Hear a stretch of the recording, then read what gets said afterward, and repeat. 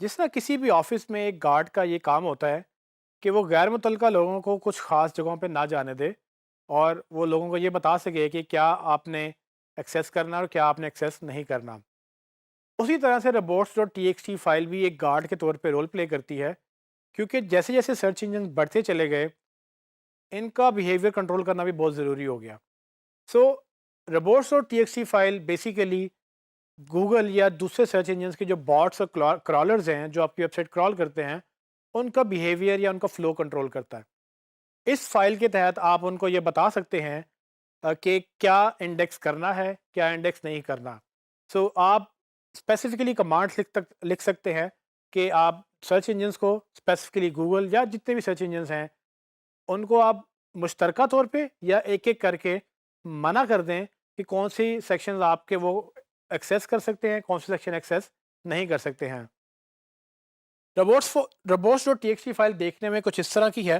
ये basically simple एक text file होती है, जैसे आप अपने सिस्टम में टेक्स्ट फाइल क्रिएट करते हैं वैसे यही एक एग्जैक्टली टेक्स्ट फाइल होती है और इसमें इसी तरह से कमांड्स लिखी जाती हैं जो कि मेनली 3 कमांड्स हैं। सबसे पहले आप यूज़र एजेंट डिफाइन करते हैं। वो यूज़र एजेंट मतलब कि किस सर्च इंजन या किस रोबोट या क्रॉलर की बात हो रही है वो आप मेंशन करते हैं। अगर आप ये स्टैटिक लिखेंगे इसका मतलब ये है कि सबकी बात हो रही है, मतलब कोई भी बॉट होगा उसके नीचे जितनी भी कमांड्स आप लिखेंगे वो उस बॉट पे सब पे वैलिड होंगी। लेकिन अगर आप एक कमांड एक बॉट के लिए लिखना चाहते हैं और एक कमांड दूसरे बॉट के लिए लिखना चाहते हैं तो आपको हर बार एक यूज़र एजेंट डिफाइन करना होगा और उसके नीचे फिर आप उसकी कंडीशंस बता सकते हैं।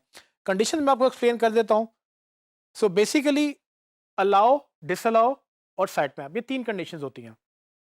अलाउ हो या ना हो उससे फ़र्क नहीं पड़ता, क्योंकि अगर आपने अलाउ लिखना है तो आप ना भी लिखें तो वो बाय डिफ़ॉल्ट एक इजाज़त होती है कि हैं कि वो सर्च इंजन जो है वो कहीं भी जा सकते हैं। लेकिन अगर आप चाहते हैं कि आपके कोई वेबसाइट के ऐसे सेक्शन जो गूगल या दूसरे सर्च इंजन तक ना जाएँ, आपको यहाँ मेंशन करना पड़ेगा बाकायदा डिसअलाउ करके, जिसकी कमांड ये होगी डिसअलाउ कॉलन आगे पाथ। वो पाथ वही पाथ है जो हमने स्ट्रक्चर में अंडरस्टैंड किया था, लेकिन ये होम पेज के बाद जो स्लैश के बाद जो स्टार्ट होगा, ये पाथ आप बताएँगे। ये पाथ एक फ़ोल्डर का भी हो सकता है, ये पाथ एक पेज का भी हो सकता है, ये पाथ एक फ़ाइल का भी हो सकता है। फ़ाइल यानी कि आपकी कोई पीडीएफ फाइल हो सकती है, कोई इमेज फाइल हो सकती है या किसी भी तरह की फाइल। सो ये तीनों तरह के पाथ्स आप डिफाइन करते हैं और इसके तहत गूगल या बाकी सर्च इंजन्स को ये क्लियर हो जाता है कि ये कंटेंट क्रॉल नहीं करना। सो सवाल यहाँ पे ये पैदा होता है कि हमें robots.txt फाइल क्यों चाहिए? robots.txt फाइल हमें इसलिए चाहिए कि जब जैसे-जैसे डिजिटल वर्ल्ड में एडवांसमेंट आ रही है, सर्च इंजन्स भी नए-नए आते जा रहे हैं। अब हर सर्च इंजन की कोशिश होती है कि वो सब तरह का कंटेंट इंडेक्स कर ले और उसके बाद वो लोगों को दिखाए। लेकिन कुछ जो स्पेशल किस्म की जो वेबसाइट्स हैं, वो नहीं चाहती हैं कि उनका सब का सब कंटेंट गूगल में अवेलेबल हो, या वो नहीं चाहते हैं कि सबका सब कंटेंट किसी और सर्च इंजन में फ्री ऑफ कॉस्ट अवेलेबल हो। तो इस सूरत में वेबसाइट्स क्या करती हैं या वेबसाइट ओनर्स ये करते हैं कि वो कंटेंट को ब्लॉक करते हैं और वो ब्लॉक करने से ये होता है कि वो कंटेंट उस सर्च इंजन में नज़र नहीं आता और जो नज़र आता है सिर्फ एसईओ उसके ऊपर फोकस्ड हो जाती है। यहाँ पर ये चीज़ अंडरस्टैंड करना ज़रूरी है कि robots.txt फाइल आपकी तरफ से एक गार्ड का रोल तो प्ले करती है, लेकिन ज़रूरी नहीं कि हर सर्च इंजन इसको फॉलो भी करे। जितने भी अच्छे सर्च इंजन और बड़े सर्च इंजन हैं सब इसको फॉलो करते हैं, यानी कि गूगल, बिंग या दूसरे बड़े सर्च इंजन वो आपकी robots.txt को ऑनर करेंगे। ऑनर का मतलब ये है कि जो आपने मना किया है उससे मना हो जाएंगे, जिसको आपने अलाउ किया है उसको फॉलो करेंगे। लेकिन ये गारंटी नहीं है, बस ये अंडरस्टैंड करना ज़रूरी है। बट ऐसे सर्च इंजन का हमें कोई ताल्लुक भी नहीं है, क्योंकि हमारी एसईओ या बड़े सर्च इंजन वो सिर्फ गूगल और बिंग की हद तक ही महदूद हो जाते हैं। मैं आपको एग्जांपल दिखाता हूँ। फॉर एग्जांपल कि आप ये देख सकते हैं कि 2 कंपैरिजन है। एक वेबसाइट का स्ट्रक्चर वो है जिसमें कोई रोबोट्स की फाइल नहीं है और गूगल या कोई भी सर्च इंजन आएगा तो वो सारे पेजेस पे क्रॉल करता चला जाएगा, क्योंकि अगर robots.txt फाइल का ना होना ऐसा ही है जैसे कि आपने उनको इजाज़त दे दी है। मतलब ये ऐसे ही है जैसे गार्ड नहीं है तो जो मर्ज़ी अंदर आ जाए और जहाँ मर्ज़ी चला जाए, कोई रोकने वाला नहीं है। लेकिन उसके साइड पे अगर आप दूसरी एग्जांपल देखें तो वही सर्च इंजन्स अगर उस वेबसाइट पे जाएंगे और इस दफ़ा एक robots.txt की फाइल लगी हुई है जिसमें हमने मना किया है कि कुछ पेजेस पे नहीं जाना, जिसमें से एक एडमिन का पेज है और एक टेम्परेरी पेज है या एक प्राइवेट पेज है। अब ये क्या है बेसिकली कि जितने भी सर्च इंजन आएंगे वो फ्रीली रोम अराउंड नहीं कर सकते। वो हमारी वेबसाइट पे आएंगे और वो जब इस robot.txt हमारी इंस्ट्रक्शंस पढ़ेंगे, वो सिर्फ उन्हीं पेज को फॉलो करेंगे जिन पेज को हमने अलाउ किया है या जिन पेज को हमने ब्लॉक नहीं किया। जिनको हमने ब्लॉक कर दिया है वो उन पेजेस को क्रॉल नहीं करेंगे। जब वो पेजेस को क्रॉल नहीं करेंगे इसका मतलब वो पेजेस को इंडेक्स भी नहीं करेंगे। तो यहाँ पर ये चीज़ अंडरस्टैंड करना ज़रूरी है कि हमें सिर्फ उन पेजेस को गूगल में या दूसरे सर्च इंजन में से निकालना है जो हमें वहाँ नहीं चाहिए।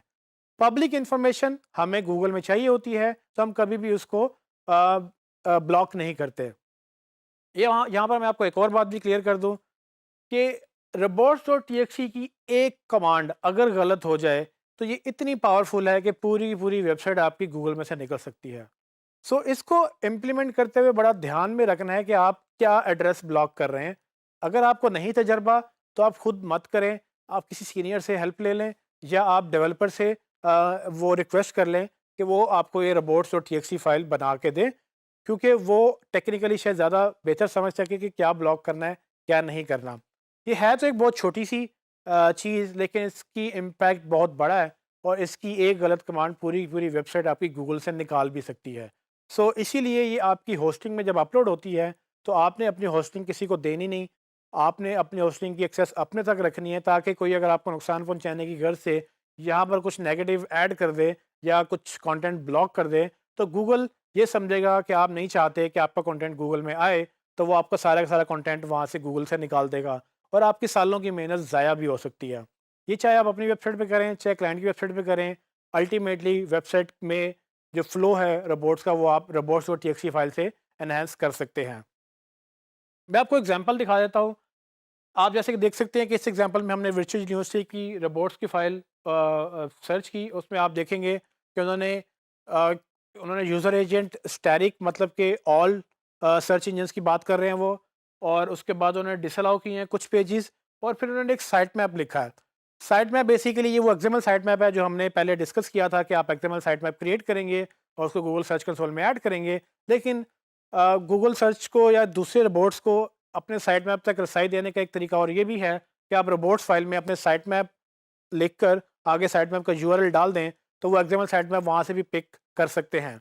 तो बेसिकली 3 कमांड्स कि आपका अलाउ, डिसअलाउ और साइट मैप, ये तीनों चीज़ें आप अपनी यूज़ करते हैं robots.txt के अंदर। और इसमें अलाउ डालें ना डालें ज़्यादा फ़र्क नहीं पड़ता, क्योंकि अलाउ होना का मतलब भी इजाज़त है जाने की और अलाउ ना होने का मतलब भी इजाज़त है जाने की। सिर्फ ब्लॉक करने की इजाज़त नहीं देनी आपने।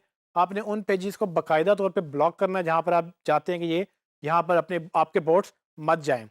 सो ये तो वर्चुअल यूनिवर्सिटी एग्जांपल हुई, लेकिन आप हैरान होंगे कि फेसबुक और गूगल जैसी बड़ी-बड़ी वेबसाइट्स भी अपनी robots.txt को बड़ा सीरियसली लेती हैं। ये आप फेसबुक की robots.txt फाइल देख सकते हैं, उसका यूआरएल भी आपको नज़र आ रहा होगा। आप इस यूआरएल को विज़िट करें तो आप देखेंगे कि उन्होंने क्या-क्या ब्लॉक किया हुआ है और ये कितनी कॉम्प्लेक्स हो सकती है ये robots.txt फाइल, कि इसमें बाकायदा मेंशन करें कि किस सर्च इंजन को क्या अलाउ करना है, किस सर्च इंजन से क्या ब्लॉक करना है। इसी तरह से गूगल भी नहीं चाहता कि उसकी बहुत सारी इन्फॉर्मेशन बाकी क्रॉलर्स इंडेक्स कर लें, तो वो उनको भी कंट्रोल करना चाहता है।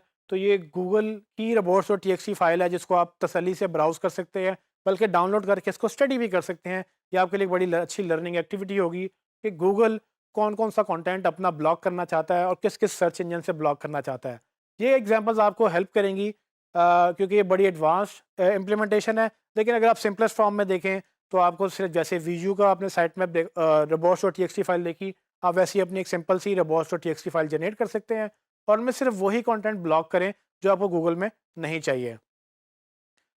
अब सवाल ये पैदा होता है कि ये robots.txt फाइल क्रिएट कैसे की जा सकती है। इसके भी बहुत सारे ऑनलाइन टूल्स अवेलेबल हैं। मुझे जो एक टूल पसंद है वो इंटरनेट मार्केटिंग निंजा का robots.txt जनरेटर है। मैं आपको अभी एक लाइव डेमो दे सकता हूँ कि ये किस तरह से काम करता है और आप इसको यूज़ करके कैसे एक robots.txt फाइल जनरेट कर सकते हैं। जब आप जनरेट कर लेंगे उसके बाद उसको अपलोड कर लेंगे। आइए देखते हैं। मैं गूगल पे जाऊँगा और यहाँ जाकर robots.txt जनरेटर लिखकर मैं सारे जनरेटर सर्च कर सकता हूँ।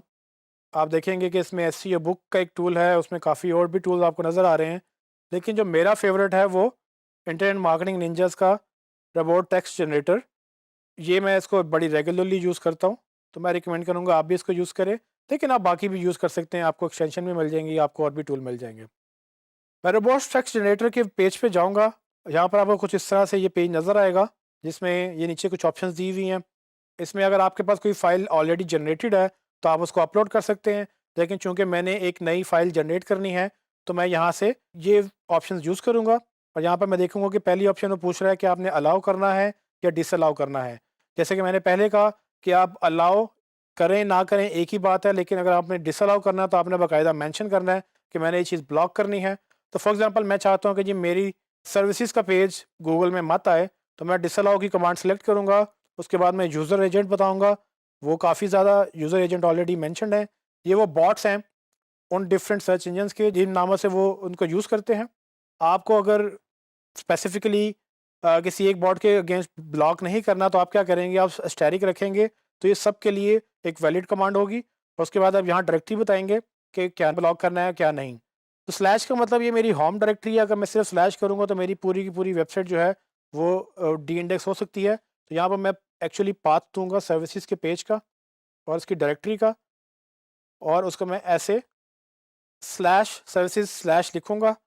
इससे ये होगा कि सिर्फ़ और सिर्फ़ मैं ये चाहता हूँ कि इस पाथ के ऊपर उसके बाद आने वाले जितने भी पेजेस होंगे वो सब गूगल में से निकल जाएँ। तो मैं इसको ऐड डायरेक्टरी जब ये मैं लिख लूँगा, तो मैं इसको ऐड डायरेक्टरी पे क्लिक करूँगा, तो देखेंगे कि वो मुझे नीचे उसने फ़ौरन एक उसका लाइव डेमो दिखा दिया कि यूज़र एजेंट स्टैटिक मतलब सब यूज़र एजेंट्स के लिए एक ही कमांड है और उसको डिसअलाउ करना है, क्या सर्विसेज पेजेस को। उसके बाद इस तरह से आप मज़ीद डायरेक्टरी ऐड कर सकते हैं। मैं अगर सेम ऐड डिसअलाउ करूँ कि मैं अबाउट का page about.html single page disallow करना चाहता हूँ, तो मैं वो भी डायरेक्टरी ऐड कर दूँगा और इस तरह से जैसे मैं ऐड करता जाऊँगा वो नीचे मुझे शो करता जाएगा। इसके बाद अगर मेरा एक्सएमएल साइट मैप है, जैसे कि आपको पता है कि मैंने एक साइट मैप बनाया था, तो मैं उसको भी यहाँ पर ऐड कर सकता हूँ। usman.co साइट मैप का जो भी यूआरएल आप यहाँ लिखेंगे, मैं अभी फ़िलहाल sitemap.xml ही लिख रहा हूँ ताकि आपको समझ आ जाए। और इसके बाद मैं इसको अपडेट का बटन दबाऊँगा, तो आप देखेंगे कि वो उसने सारे वो कमांड्स लिखी यूज़र एजेंट्स के लिए कि किसको एक्सेस करना है, किसको नहीं। लेकिन साथ ही उसने मेरे साइट मैप का भी एड्रेस दे दिया ताकि जब भी कोई यहाँ से क्रॉलर आए, तो मेरे साइट मैप को वो क्रॉल कर सके। तो आप भी इस तरह से अपनी वेबसाइट या अपने क्लाइंट की वेबसाइट जो है वो उसके लिए robots.txt फाइल जनरेट कर सकते हैं, अगर वो ऑलरेडी क्रिएटेड नहीं है। तो यहाँ से इसको आप कॉपी करें, उनके सर्वर पे जाएँ, होम डायरेक्टरी में जाकर एक टेक्स्ट फाइल क्रिएट करें, उसमें यहाँ इसको पेस्ट कर दें। सो ये आपकी रोबोट्स फाइल जैसे जनरेट हो जाएगी और इसको आप फिर यूज़ कर सकेंगे। जैसे ही आप इसको अपलोड कर देंगे, इसके बाद जो भी बॉट्स आपकी वेबसाइट क्रॉल करने आएँगे, वो पहले इसको फॉलो करेंगे और इसमें देखेंगे कि आपने क्या ब्लॉक किया, क्या नहीं। जैसे ही आपकी वो ब्लॉक की कमांड पढ़ेंगे, तो अगर उनके पास ऑलरेडी इंडेक्स था, तो उसको वो निकाल देंगे, और अगर नहीं था, तो उसको वो क्रॉल ही नहीं करेंगे। जैसे कि आपने देखा कि robots.txt फाइल का कितना इम्पोर्टेंट रोल है आपकी वेबसाइट के ऊपर।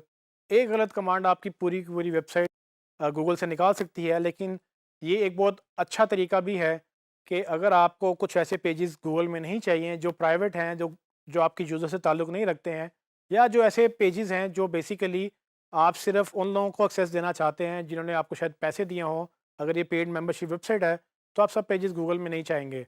तो ये robots.txt एक बेहतरीन जगह है जहाँ से आप उसके फ़्लो को कंट्रोल कर सकते हैं, और गूगल इसको पसंद भी करता है, क्योंकि गूगल ये चाहता है कि आप वाक़ई में उसको सिर्फ वही पेजेस एक्सेस करने दें जो यूज़र के लिए बेहतरीन है। वो आपको वो प्रेफ़र करेगा कि आप उन पेजेस को निकाल दें गूगल में से जो यूज़र्स को हेल्प नहीं करते हैं, जिनमें नॉर्मली आपकी टर्म्स एंड कंडीशंस या ऐसे पेजेस जो गूगल को किसी उससे उससे कोई फ़ायदा नहीं है। गूगल को फ़ायदा है आपकी प्रोडक्ट पेजेस से, आपके वैल्यू पेजेस से, मतलब आपके आर्टिकल से या आपके होम पेजेस से। तो मेक श्योर करें कि जो पेजेस आपको नहीं चाहिए, वो आप रोबोट्स के ज़रिए उसको गूगल में से निकाल दें, ताकि वो गूगल उन पेजेस पे फ़ोकस करने की बजाय सिर्फ उन पेजेस को क्रॉल करे जो गूगल में चाहिए। और इससे अल्टीमेटली आपको ये बेनिफिट होगा कि गूगल कुछ कम पेजेस पे आपको ऊपर लेकर आएगा, ना कि बहुत सारे पेजेस जो आपके यूज़र्स को चाहिए भी नहीं है, लेकिन गूगल उसको रैंक करने की कोशिश कर रहा है। इससे थोड़ा-सा कचरा साफ़ हो जाता है, आपकी वेबसाइट का क्लटर जो है वो गूगल में नहीं आता, और जो आपका गूगल में वैल्यू पेजेस रह जाते हैं वो उसको ज़्यादा बूस्ट मिलता है।